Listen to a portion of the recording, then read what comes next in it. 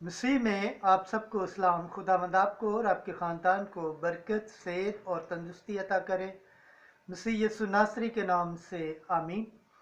ہمارے لیے آج کی تلاوت خروج کی کتاب اس کا 20واں باب پہلی آیت سے 17 آیت تک۔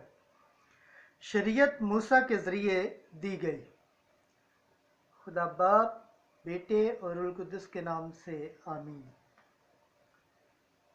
ایک دن خداوند نے کلام کر کے سب باتیں فرمائی۔ میں خداوند تیرا خدا ہوں جو تجھ کو ملک مصر یعنی جائے غلامی سے نکال لایا۔ تیرے لیے میرے حضور کوئی دوسرا معبود نہ ہو۔ تو اپنے لیے کوئی تراشی ہوئی چیز یا کسی چیز کی صورت جو آسمان میں یا نیچے زمین میں یا زمین کے نیچے کے پانی میں ہے مت بنا۔ تو ان کو سجدہ نہ کرنا اور نہ ان کی خدمت کرنا، کیونکہ میں خداوند تیرا خدائے غیور ہوں، اور جو مجھ سے عداوت رکھتے ہیں ان کے باپ دادا کی بدکاریوں کی سزائیں ان کی اولاد کو تیسری چوتھی پشت تک دیتا ہوں۔ تو خداوند اپنے خدا کا نام بے جا نہ لے، کیونکہ خداوند اس کو بے گناہ نہ ٹھہرائے گا جو اس کا نام بے جا لیتا ہے۔ تو سبت کے دن کو پاک رکھنے کے لیے یاد کر، 6 دن تو کام کر اور اپنے سب کاروبار کر، مگر 7ویں دن خداوند تیرے خدا کے لیے سبت ہے۔ اس میں تو اپنے لیے کچھ کام نہ کر، نہ تو، نہ تیرا بیٹا، نہ تیری بیٹی، نہ تیرا غلام اور نہ تیری لونڈی، نہ تیرا چوپایا اور نہ تیرا مہمان جو تیرے دروازے کے اندر ہے، کیونکہ خداوند نے 6 دن میں آسمان اور زمین اور سمندر اور جو کچھ اس میں ہے بنایا، اور 7ویں دن آرام کیا۔ اس لیے خداوند نے سبت کے دن کو برکت دی اور اسے مقدس ٹھہرایا۔ تو اپنے باپ کی اور اپنی ماں کی عزت کر، تاکہ تیری عمر اس ملک میں جو خداوند تیرا خدا تجھے دے گا دراز ہو۔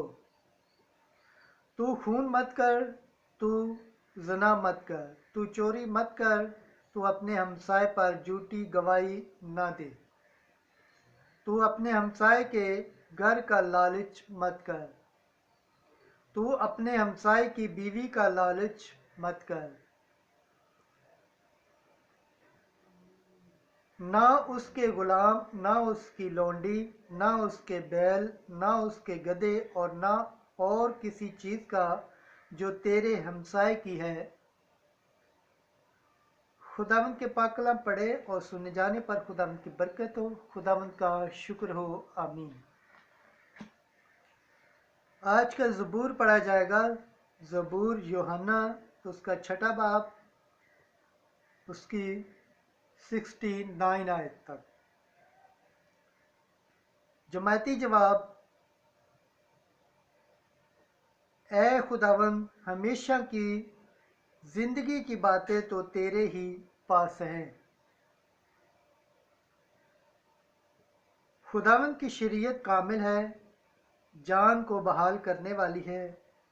خداوند کی شہادت قابل اعتماد ہے، کند ذہن کو بھی دانش بخشنے والی ہے۔ جماعتی جواب: اے خداوند، ہمیشہ کی زندگی کی باتیں تو تیرے ہی پاس ہے۔ خداوند کے قاعدے راست ہیں، وہ دل کو مسرور کرتے ہیں۔ خداوند کا حکم صاف ہے، وہ آنکھوں کو روشن کرنے والا ہے۔ जमायती जवाब, ए खुदावंद हमेशा की ज़िंदगी की बातें तो तेरे ही पास है। खुदावंद का खौफ पाक है, वो अबद तक कायम रहने वाला है। खुदावंद की क़ज़ाएँ बरहक हैं, सब के सब रास्त हैं। जमायती जवाब, ए खुदावंद हमेशा की ज़िंदगी की बातें तो तेरे ही पास हैं।